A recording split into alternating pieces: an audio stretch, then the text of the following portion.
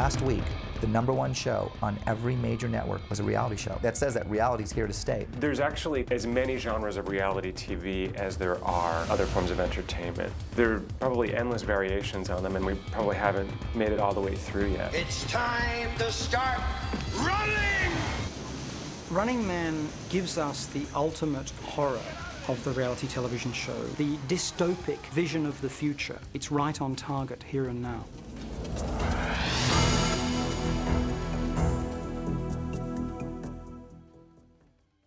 The runners have entered the first quad. Let's go there now, live! It was very much in the whole genre of our game shows today. There was a studio and there was a game show host. I love you, yes! Different characters pursue you and you do combat with them. And then the public would watch this on giant screens in their impoverished neighborhoods.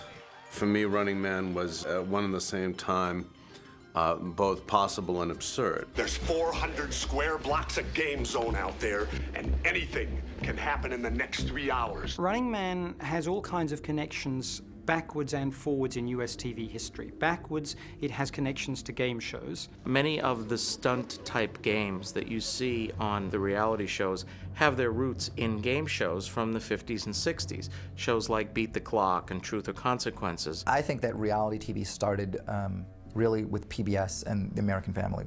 They took cameras and they filmed a family.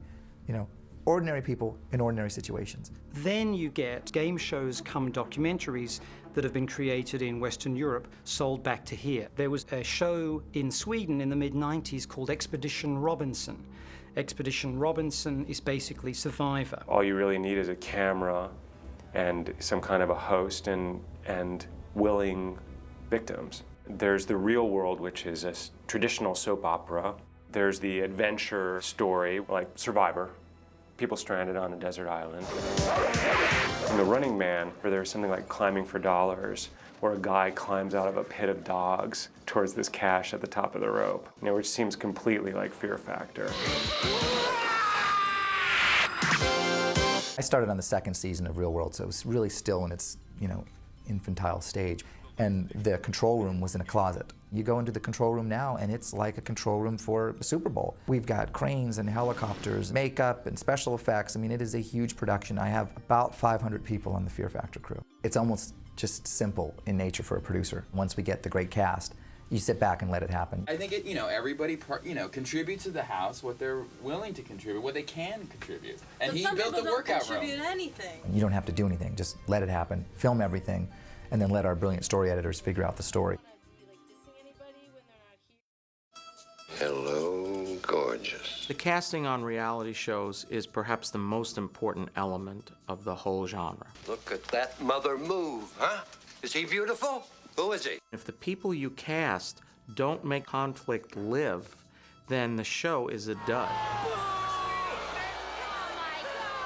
The common thought from a network is, well, you can just hire 2 people, go out and find 12 great people and just, you'll have it. And no, I explain to them, no, this is a long process. This is going to take 10 weeks to cast this show. On Fear Factor, we see 30,000 people for 1 season. I saw the video of your prison break. Sensational. Most people think that they just send in a tape or go to a casting call and then all of a sudden you're going on the show a couple days later. It's actually a really, really long process.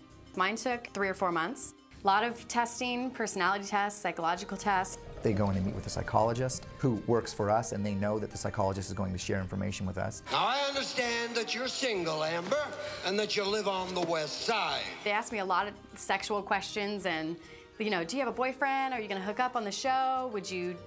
Are you going on it to meet anyone? I'm in a room with head honchos at CBS, and I'm answering these questions because I have to.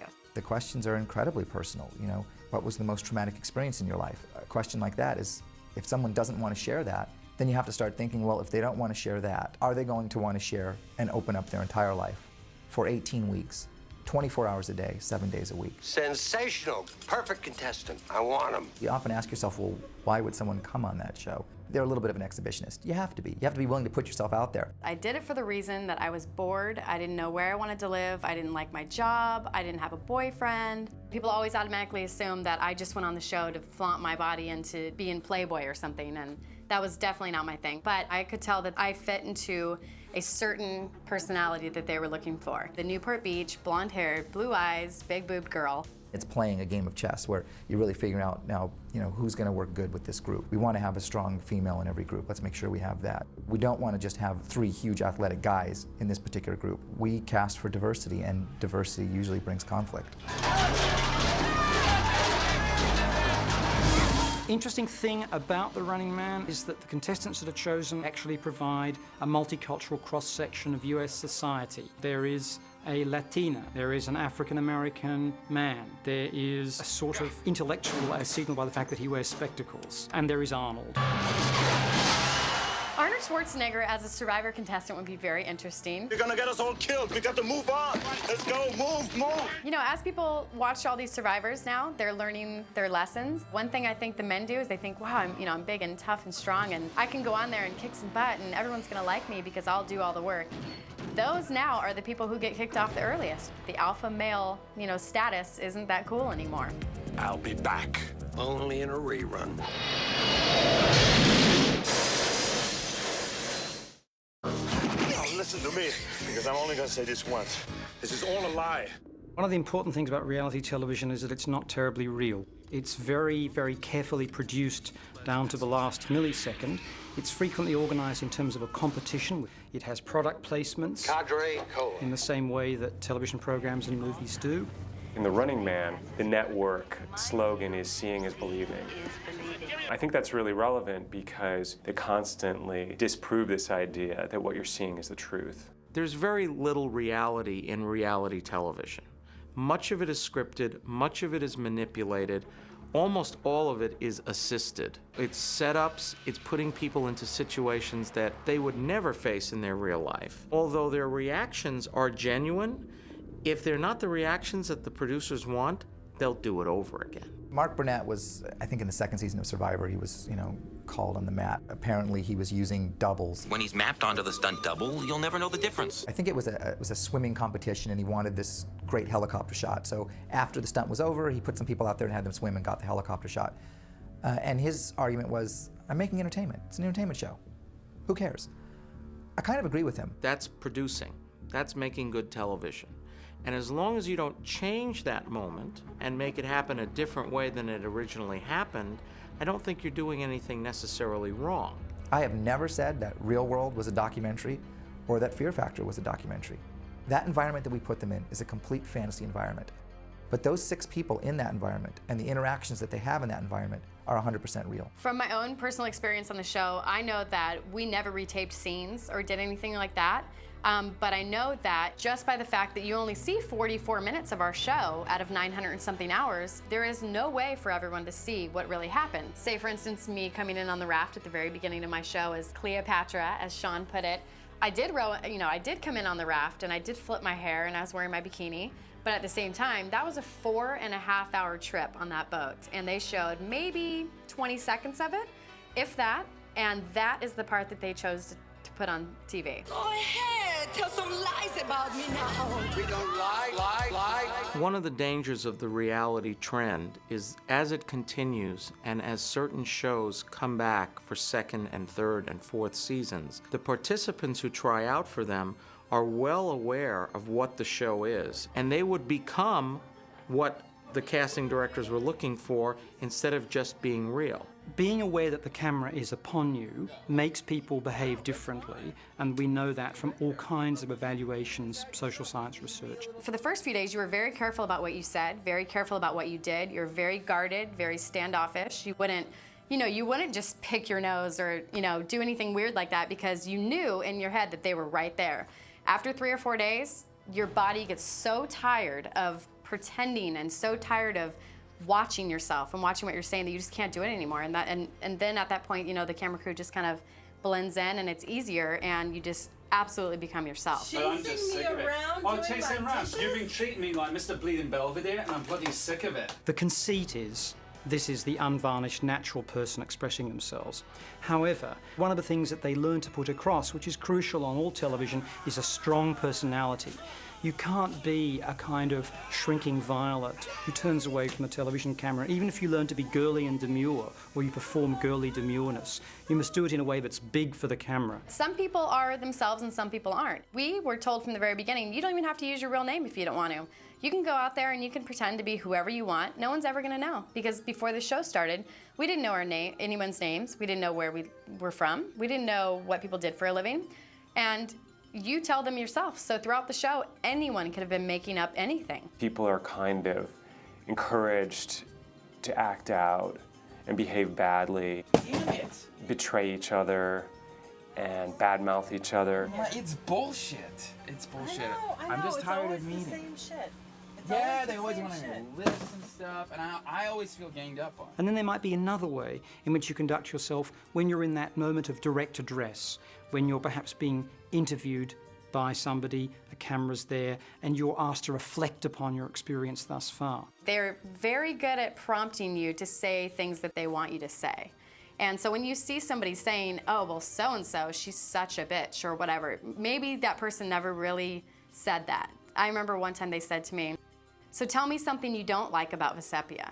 When I never said I didn't like anything about Vesepia, but I had to answer their questions. Part of the pleasure, at least for me watching these shows, is watching the moment when everything else falls away and you just see this person stripped bare. You know, and you see a really honest reaction, which is something that you almost never see on TV. But on the other hand, the situations are so wildly contrived. I mean, on a desert island, in a tank full of electric eels, wearing a bikini. Anyone with half a brain knows that what they're seeing is not real or truthful on reality shows. One of the similarities between the film and contemporary reality television is that Arnold Schwarzenegger's group have to work together. The other part of it, and I think it's also revealing of some of the tensions in American culture, is that somebody has to win. Americans are very competitive. They want to win. We learn from the earliest age that you got to win, whether it's the spelling bee or the chili cook-off or the contest in your classroom. Everybody is very competitively oriented in this country, and now reality takes competition to a higher level. Tell me, what's the #1 television show in the whole wide world? One thing that makes reality TV so popular is that the viewer can live vicariously through the people on the television screen. My husband and my little boy, they have their favorites, but I like my men big and cuddly. Whether it's the romance of The Bachelor, the stardom of being on American Idol, or the fear from Fear Factor, you can sit back at home and feel like you're participating and feel like you're a part of this amazing experience. It could be you. You know, what would you do in that situation? And it's, comparing yourself to these people who are competing. Come on, brothers, let's win one for the zero. People like watching other people's daily lives and, hearing about their gossip and their scoop and their business. You know what? This is like a group situation. And you guys, if you want to have a moment, then why don't you go in your bedroom like you did last night? That's why people keep watching. If you watch any reality show that's out today, you watch one day of it and you have to watch the rest. You want to know what's going to happen and you want to know how it ends up. People are really fascinated by that. But it's quite wrong to think of television as being entirely driven by the desires of the audience. They're very important, but just as important is, in a sense, the political economy or the money-making instincts that drive the industry. The very notable presence of young people in front of the camera on reality television is in part a response to the fact that they are the most prized demographic audience component for advertisers. Ratings just jumped 8 points right across the board. 8? The advertisers want the 18 to 49-year-old. Those are the people that are out there buying new products. Plenty of television programs and genres survive because a particular advertiser wants to target a particular part of an audience and sees a program as a way of doing it. You want ratings, you want people in front of the TV sets instead of picket lines? Well, you ain't gonna get that with reruns of Gilligan's Island. But I think the real origin of reality television is in the accounts departments of television networks. Network television does not want to deal with real news and current affairs, is pulling away from drama, in both cases because they cost too much, and is trying to minimize its expenditure while maximizing its audience. The great thing for bottom-line oriented businesses about reality TV is its production cost level. It costs very, very little. This is television, that's all it is. It's nothing to do with people, it's to do with the ratings. It's pretty clear that television news and current affairs is having resources diminished all the time. So is drama. More and more resources are going into the reality television genre. Americans love television. So what do? We give them what they want. It's a very interesting thought to ponder the link between surveillance and reality TV. On the one hand, reality television provides a look through the keyhole into others' lives that's sort of beguiling and fun and interesting. On the other hand, maybe the keyhole is being stared through by somebody else looking at me. There are cameras everywhere, and you don't know if the camera that's on you, if indeed you know there's a camera there, is shooting you for television or for some other purpose. You really are being watched all the time. On surveillance cameras, every time you go to a bank machine, every time you make a transaction on your computer, you're being monitored. People don't even realize, I guess, the significance of the degree of surveillance that will come because of the Congressional Act after 9/11, which allows the government to turn it on us, on its own people. In the opening credits of The Running Man, they describe a totalitarian country where government and the entertainment industry are all in one, and any voice of dissent is punishable by death or enslavement to this TV show. Wow, that's kind of a lot like contemporary America. Get me the Justice Department, Entertainment Division. In the real world, the connections between government, corporations, and entertainment are closer than ever. We've seen that since September the 11th, and the very close consultations that go on between Hollywood and government. Damon, it's for you. Who? It's the Attorney General. There is a very deep, a very profound connection between the dystopic vision of the future of The Running Man with the world that we are confronted with in the 21st century. It's showtime!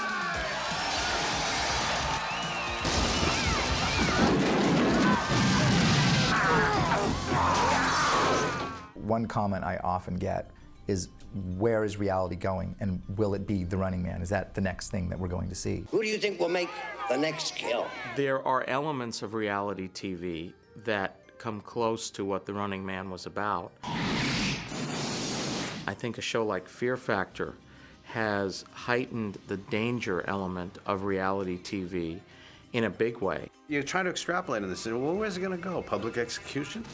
Are people going to offer themselves up for enough money to say, okay, if I'll compete for $2 million, and if I fail, I die, but my family gets $2 million, or my mother gets $2 million? If the networks are trying to make money and the ratings maybe slip a little bit with, maybe not so risque things going on, then I hope that they don't turn up the volume and make it, crazier. But they probably will. I don't think there's any doubt that as it crests in popularity, there'll be increasing pressure on producers to come up with new twists, new challenges, new risks, new opportunities. Watch that screen! We've seen it progress from little here and there shows to big, crazy productions, but what is the next step? I really hope that it isn't something like The Running Man shows that our world turns into.